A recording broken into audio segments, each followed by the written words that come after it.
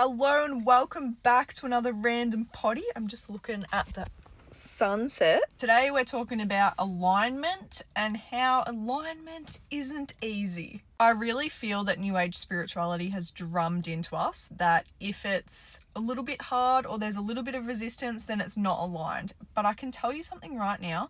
Everything that I have ever done that has been worth doing, that has changed my life in the best way, has been the fucking hardest. So for example, when I moved states to pursue track riding, I left with $137 in my bank account, and I remember freaking out, but it felt like the most aligned thing for me ever. And when I arrived at where I was staying, there was an outdoor spa bath. And if you know me, you know that this is always been a huge dream of mine to have an outdoor bath and an outdoor spa bath. Like, what a bonus. But I got to the accommodation and I seen it and I was like, this is for me. I'm doing exactly what I need to do. This is the perfect path for me. But it was the hardest. I left behind everything. I left behind my family. I left behind my friends. I left behind my old job, which I really loved, to pursue track riding on the beach. Oh my God, was it amazing. Didn't last long though, because I ended up having a fall and I hurt my shoulder and I couldn't ride anymore. But everything from that moment, it took me a long time to accept that I wouldn't be able to ride and I wouldn't be able to go back to the job that I came to this state for.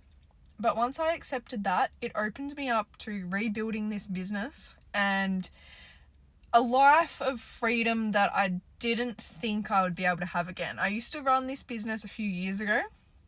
Longer than that now. Yeah, like 5 years ago. Anyway, timeline doesn't matter. And I was working purely doing one-on-one sessions. Yes, I had some degree of freedom to create my days how I wanted to, but it was still taken up with one-on-one sessions. I got really burnt out energetically from doing one-on-one sessions with people and it just wasn't sustainable. So I went back into the horse world. And I just could not get out of my brain riding racehorses. I was working at a spelling farm. I wasn't riding them. And I would see them come in. And when I was younger, well, in my teen years when I was riding, any opportunity that I got to gallop my horses, flat stick, I would take it. And I would even gallop next to my mum's car to see how fast I was going.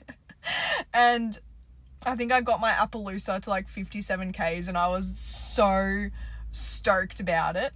Yeah, so I just could not get track riding out of my brain and I was like, you know what, I just want to ride a racehorse once. Followed that, and the first time